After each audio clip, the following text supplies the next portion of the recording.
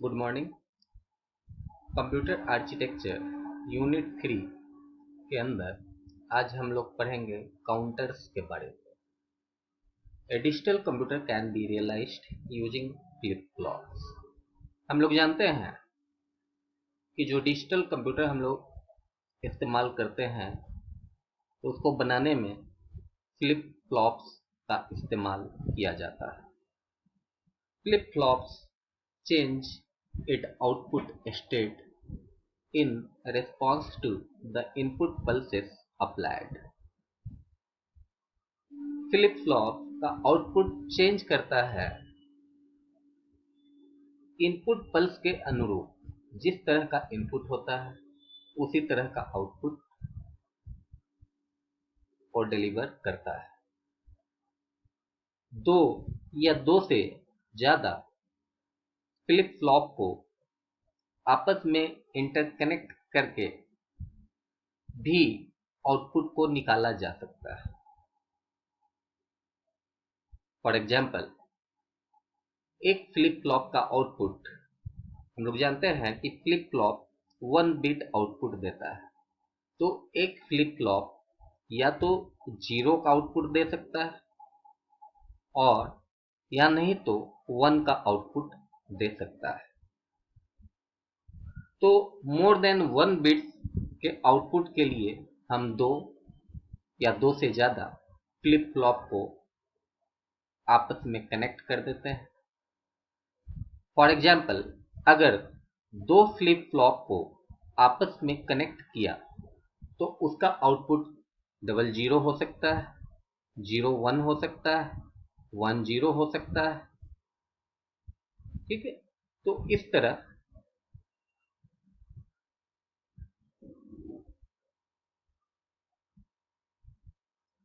एक मिनट, यहाँ पे मैं चेंज कर रहा हूँ। 10 हो सकता है या 01 हो सकता है। 00, 01, 10 और @11 भी हो सकता है। हाँ, तो ये 4 डिफरेंट कॉम्बिनेशन में अपना आउटपुट देगा। अगर हम 3 फ्लिप फ्लॉप्स का इस्तेमाल करते हैं तो 8 डिफरेंट कॉम्बिनेशन का रिजल्ट पॉसिबल है। अब हम देखते हैं कि जो फ्लिप फ्लॉप स्ट्रक्चर्ड मैनर में आपस में कनेक्ट किया जाता है जिससे कि आउटपुट स्टेट चेंज हो सके सीक्वेंस में, तो उसको हम लोग काउंटर सर्किट कहते हैं। काउंटर सर्किट जो होता है वो दो तरह का होता है। एक एसिंक्रोनस काउंटर होता है जिसको हम लोग रिपल काउंटर भी कहते हैं, और दूसरा सिंक्रोनस काउंटर होता है। तो अब हम लोग पढ़ेंगे एसिंक्रोनस और रिपल काउंटर के बारे में। एसिंक्रोनस काउंटर सिंपल, सबसे ज्यादा सिंपल काउंटर है और एक काफी, इसको डिजाइन करना काफी इजी होता है। इसको हम लोग रिपल काउंटर भी कहते हैं। एसिंक्रोनस काउंटर या रिपल काउंटर के अंदर जो क्लॉक पल्स हम लोग बाहर से अप्लाई करते हैं तो वो आउटपुट को वो आउटपुट को कंट्रोल नहीं करता है डायरेक्टली। हर फ्लिप फ्लॉप के आउटपुट को डायरेक्टली कंट्रोल नहीं करता है। The clock pulse applied controls the output of the first flip flop. जो क्लॉक पल्स हम लोग अप्लाई करते हैं एक्सटर्नली, वो फर्स्ट फ्लिप फ्लॉप के आउटपुट को कंट्रोल करता है, और इसका जो आउटपुट होता है वो सेकेंड फ्लिप फ्लॉप के आउटपुट को कंट्रोल करता है।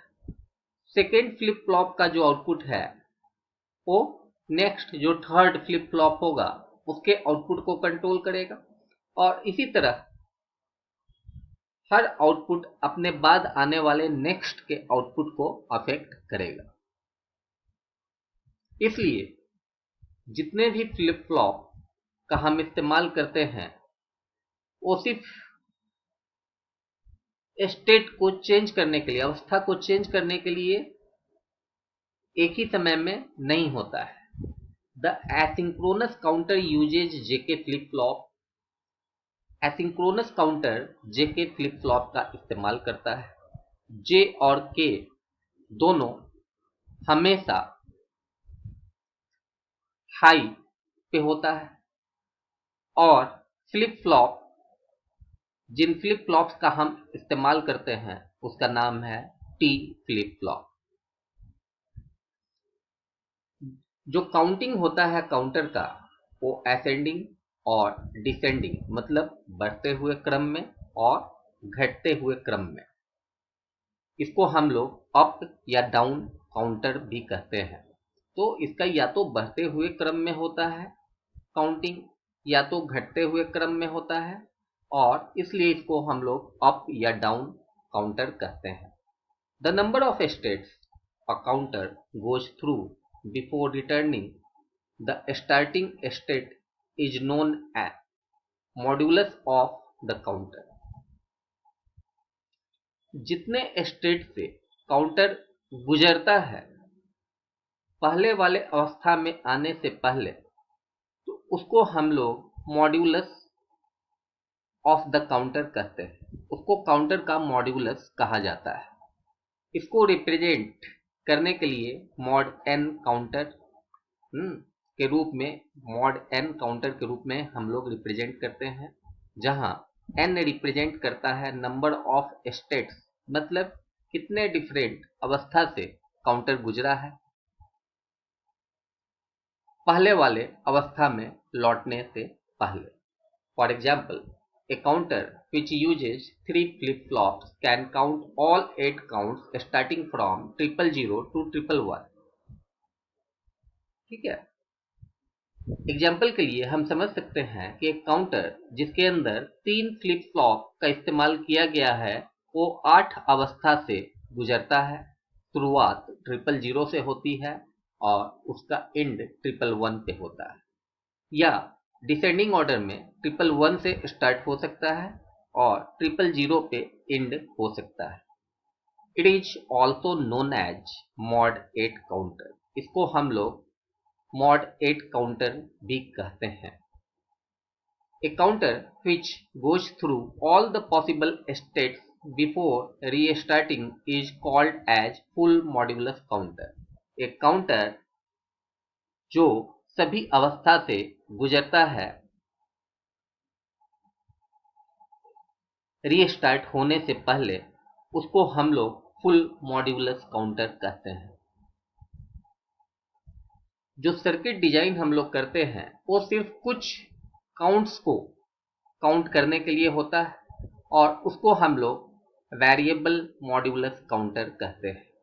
For example, the same combination should count only up to 4 starting from 0,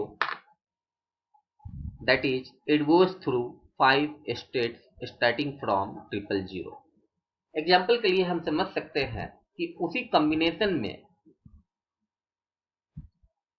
अगर सिर्फ स्टार्टिंग के 4 अवस्था को काउंट करना है, अगर 0 से हम स्टार्ट करते हैं तो ये 5 अवस्था से गुजरता है, जैसे 000, 001, 010, 011, 100, 000।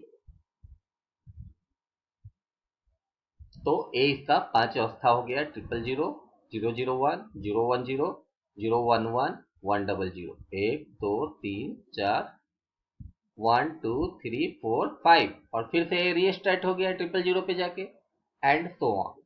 Then the counter is known as mod 5 counter. इसलिए इसको हम लोग मॉड 5 काउंटर कहते हैं। The final state of counter sequence in the variable modulus counter is known as terminal count.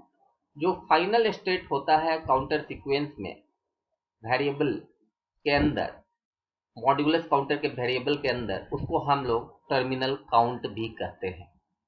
A single flip flop can be considered as mod 2 counter. एक single flip flop को हम लोग mod 2 counter कहते हैं।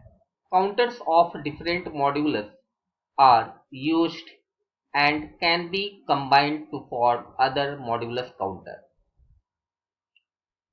Different modulus के जो counters होते हैं उसका इस्तेमाल किया जाता है और उसको कंबाइन किया जाता है दूसरे मॉड्यूलस काउंटर को बनाने के लिए। For example, a decade counter or a mod 10 counter can be realized with the combination of a mod 2 counter with a mod 5 counter, a mod 4 counter with a mod 5 counter can be result in a mod 20 counter and so on।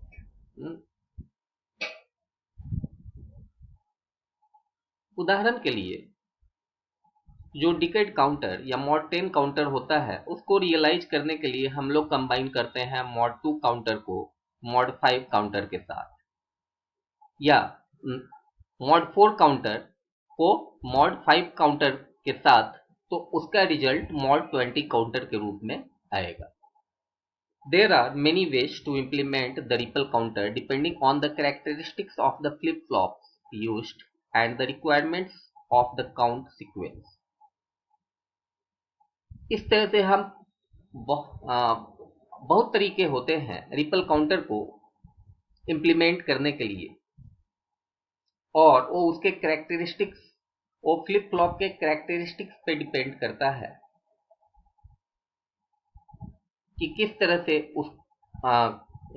इसका इस्तेमाल करें, क्या required है count sequence के लिए। Clock trigger, positive aged और negative aged, जेके और D flip flop, count direction up down, और तो ये तीन तरीके, क्लॉक ट्रिगर, जेके और D flip flop, count direction up down और अप स्लैश डाउन। ये हमारा क्लॉक हो गया, यहाँ से डी फ्लिप फ्लॉप का इनपुट हो रहा है और ये इनपुट जो हो रहा है आउटपुट है क्लॉक पल्स का, जो यहाँ क्यू नॉट का जो आउटपुट है वो इनपुट हो रहा है। ये हमारा पी आर है, यहाँ से क्यू का आउटपुट फिर यहाँ इनपुट हो रहा है, फिर यहाँ डी इन क्यू नॉट का आउटपुट यहाँ डी में जा रहा है। एक क्लॉक हो गया यहाँ क्लियर, और इसका तो टेबल हो गया, काउंट 3 है तो Q1 Q0 दोनों 1 1 है, काउंट 2 है तो Q1 1 है और Q0 0 है, काउंट अगर 1 है तो Q1 0 है और Q0 1 है, और काउंट अगर 0 है तो Q1 और Q0 दोनों 0 है। ये हमारा क्लॉक पल्स हो गया। ये हाई पल्स है, ये लो पल्स है। हाई पल्स मतलब 1, लो पल्स 0, फिर हाई पल्स 1, लो पल्स 0। इस तरह यहाँ पे Q1 तो पल्स चौड़ा पल्स Q0 का आउटपुट दिखा रहा है, ये फिर लो पल्स, फिर हाई पल्स, फिर लो पल्स, और यहाँ पे इसका और एम्पलीट्यूड बड़ा हो गया। हाँ, Q1 का ए आउटपुट हाई पल्स और फिर ए लो पल्स, फिर हाई पल्स।